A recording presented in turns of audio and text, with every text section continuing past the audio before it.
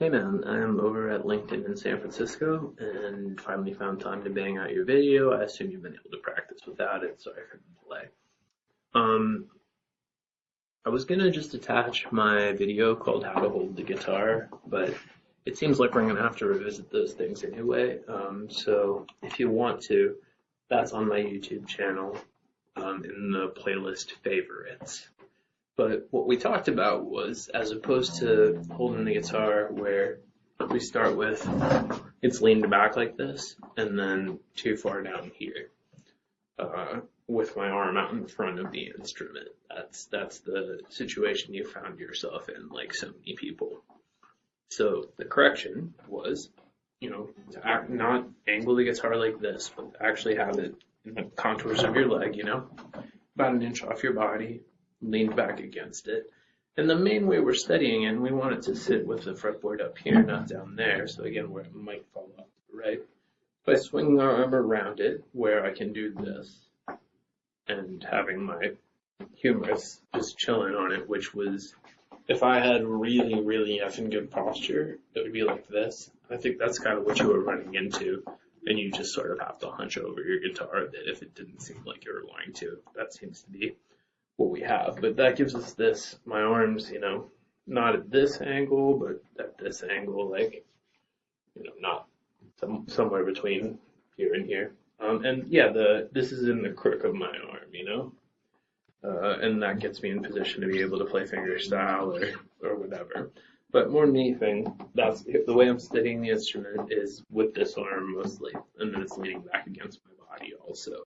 And we don't want the fretboard to fall down there. Also, if you get your arm too out in front, it pulls the fretboard in that direction. So I think you're mostly going to find yourself doing the thing where you end up in this direction and just recognizing visually that you want the guitar to be on your leg, in the natural indentation on the guitar, not out here, and I could see it land.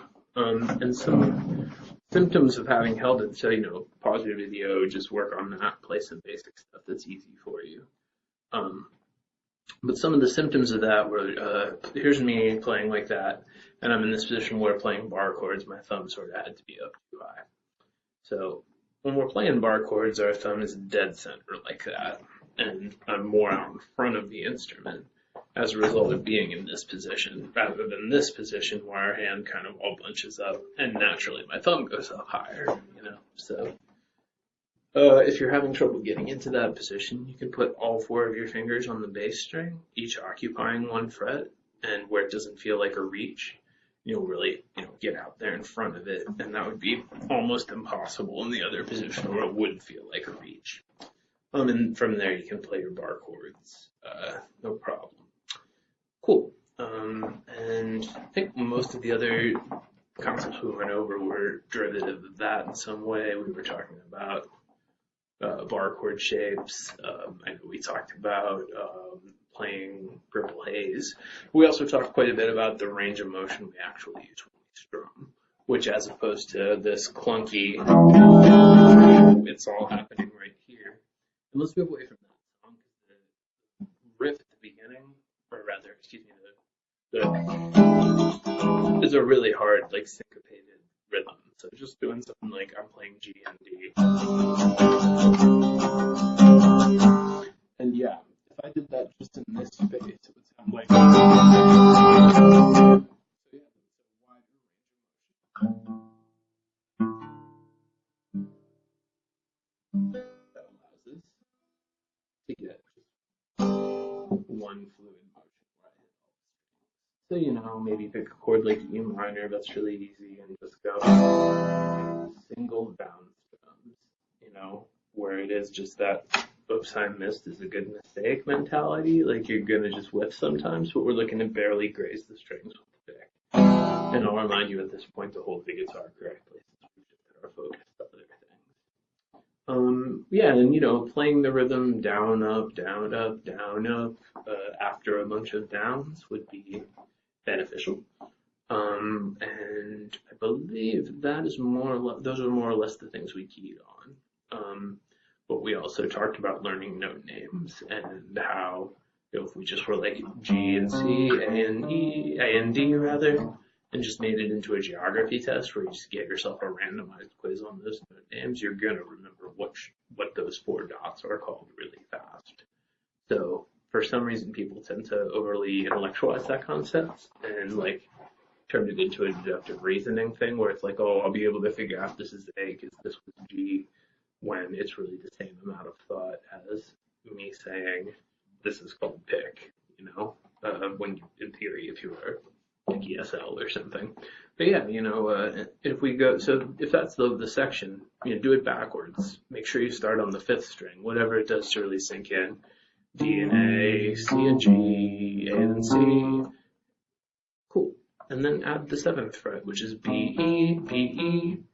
And that's going to have you playing all your bar chords, like, you know, E minor, E flat minor, you know, these A-shaped bar chords that you already play. So if you know the note names up to the 7th fret on those 2 strings, it's going to cover every bar chord that's going to realistically be in songs, though there are occasionally things farther up the neck. But yeah, you can play anything just knowing those note names. I'm going to play G sharp minor 7. So you're like, okay, so G sharp minor 7. So yeah, just knowing 6 landmarks, then finding the incidentals. Naturals are notes like G, A. Incidentals are notes like G sharp and A sharp, C sharp, B flat. So yeah, if you know this is G, you're not going to have much trouble finding G sharp, G sharp, G sharp. You wake up one day, you just know that's G sharp. And yes, that is the same note as A flat. Yeah, I mean, seems like the most important concept is starting position and not feeling like your attempts to play after you take however long it takes to get into starting position need to sound musical. You can do something really boring. If you're working on a left-hand concept, you needn't strum. If you're working on a right-hand concept, you could theoretically just hit the open strings. But yeah, that's us. You're going to find yourself wanting to do this, and then all the other things you're experiencing are symptomatic of that. And yeah, these are really the same things that everyone has difficulty with. So one other thing we talked about was, you know, on your purple haze, you were just going from this to power chords, and that what it actually is this G where we take out the 5th string and go like here, so it'll like an F shape, like that. So just not this, but this, and then it's. But when we get to A, there's a pinky on, pinky off on the 2nd.